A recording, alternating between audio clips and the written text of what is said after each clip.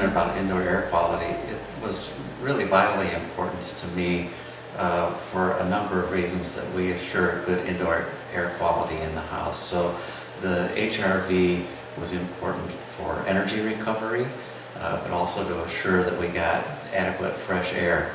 We have an extremely tight house here. We measured with a blower door test, and we have 0.44 air changes per hour.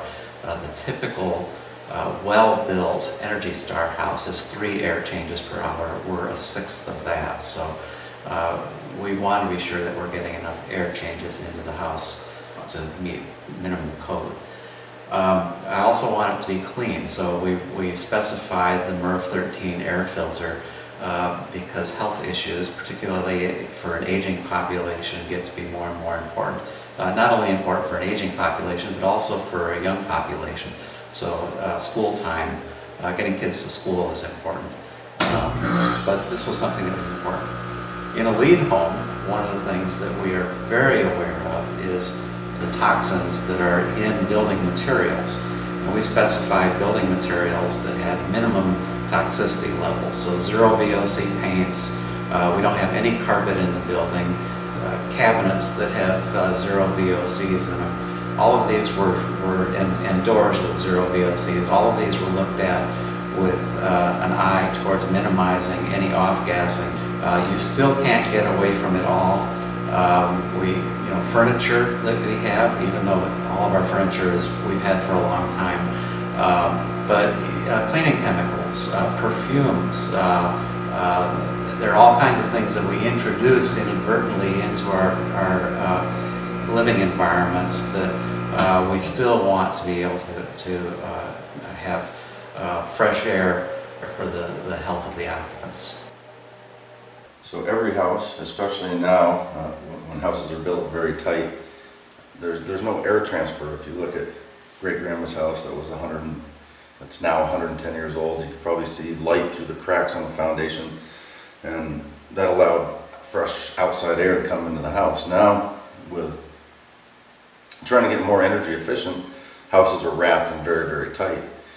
So we need to bring in outside air into the house to make sure that we don't get sick house syndrome, and that can be caused from volatile organic compounds that are in the house. So paint on the wall, or even though you paint the wall and it dries, it's still outgassing volatile organic compounds.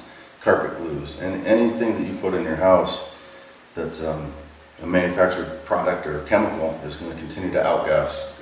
Depending on what product it is, it has half-lives, but it'll never stop. So it's very important to bring in fresh air in from outside so we don't get sick from all those volatile organic compounds that are in our houses. The other thing that we need to do in our houses is we have exhaust fans. We need to take air out as well, so to avoid moisture buildup. So a couple things you can think of that you need to exhaust is in your kitchen. You're going to have an exhaust hood. I would say maybe 50% of them vent outside. Some of them are just recirculating exhaust hoods that just recirculate, go through filters above the stove and try to filter out the smells from the cooking and the grease that's coming off the stove, and then dump that air back in the house. The other place that we exhaust air out of houses is bathrooms. If you take a shower, it would build up a lot of moisture. We need to get that moisture out of the house because moisture, again, we talked about, it is bad for in houses. So this unit actually does both. It exhausts the air out of the bathrooms and it brings in fresh outside air. The way these are designed is that you size it for the house and it has to run a certain amount of time every day based on the size of the house to do that transfer of air. To get 1.5 to 2 air changes per hour is what we want to do. So we want to remove all the air out of the house and replace it with fresh air from outside air, as opposed to fresh air, to avoid those volatile organic compounds building up in the house. So there's a timer on it, but you don't know if you go into the bathroom and take a shower, you don't know if it's running, if it's during that time cycle or not. So there's an override button in the bathroom that you can push to make sure it comes on, and that way you're exhausting that moisture-laden air out of the bathroom while you're taking a shower. The way that it works is it exchanges the air that it brings. So when it comes on, it's bringing fresh air or outside air from outside, and it's actually exhausting air from the inside to the outside. And that's all well and fine, and most standard houses that don't have this kind of system, when you exhaust the air, when you turn on your bath fan, you're just taking air out of your house and you're dumping it straight outside. All the heat that you spend a lot of money to put into the house is dumping outside. And then normally, in a standard house, there's a big hole in the wall that goes into the forced air system that brings the air back in to replace the air that you're dumping out. This one doesn't, it crosses the airstream, so as the air is exhausting out of the house, and the air is coming in the house, the airstreams pass each other, and it gives up some of that energy, that heat energy, or cooling energy, depending on what mode you're in, into the air that's coming in. So instead of, an easy way to describe it is when it's really cold outside, the air coming in might be 32, 35, whatever the temperature is outside, your house is at 70 degrees. So instead of just dumping 70-degree air out of the house and bringing in 32-degree air, the airstreams pass each other. They don't mix with each other, they just pass each other. So the way I like to think of it is if you can buy boxes of straws, and if you get a big bundle of straws and another big bundle of straws and then put them together, weave them together like this, when air is going out this set of straws and coming in this set of straws, it gives up some of that temperature or some of that energy to the air coming in. So the airstreams aren't mixing, but they're passing each other in a tight formation. So that doesn't mean that 32-degree air is going to warm up to 70, but it's going to warm up to something. So then we're taking some of the heat from the air going out, adding it to the heat, adding it to the air coming in, so we're not bringing in that cold air. So that's what the web of pipes is all about. There's 2 pipes that go outside, 2 pipes that go inside. There's also a filter on this system here that's filtering the air coming in. A MERV 13 filter is pretty highly efficient. The most highly efficient MERV filter you can get is a MERV 16, which is near HEPA quality. HEPA is high efficiency particulate arrestants, which will filter out all particles in the air, not 99.9% of the particles in the air that are 0.3 microns in size.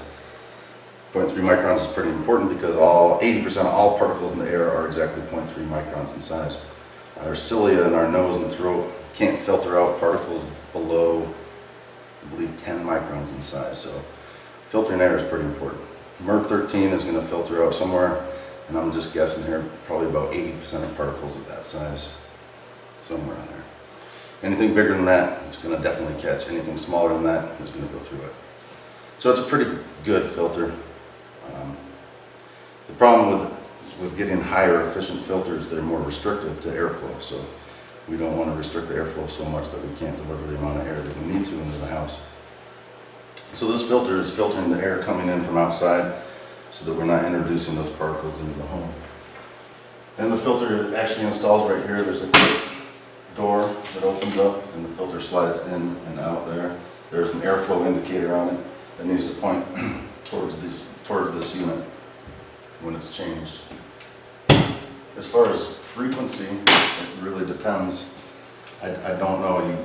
I would recommend checking it probably every 4 to 6 weeks, and then you would get to know how often it needs to be changed, because it really depends on what's floating around outside and what it draws through it.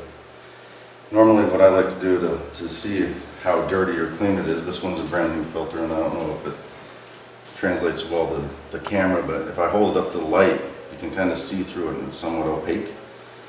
When they get dirty, the particles actually embed into the fiber of the filter, and it gets more and more difficult to see light through the filter. And that's kind of a good way to tell whether it needs to be changed or not. Things may look a little bit different from what you see a little bit earlier. One of the things that we found during testing was that the airflows that we were getting from the ERV weren't up to the minimum standards. And so we discovered, if you saw the ductwork from the earlier video, we had a lot of flex tubing. There's a lot of resistance in the flex tubing, and so we changed it out to the hard pipe that you see in the background, and that made a difference of about 30% in terms of the volume, and now we meet the requirements that for the standard. So that standard 62.2 of ASHRAE standard 62.2 for ventilation effectiveness. So we were pleased with the results, and it's made quite a difference in terms of the air quality. It's quite noticeable.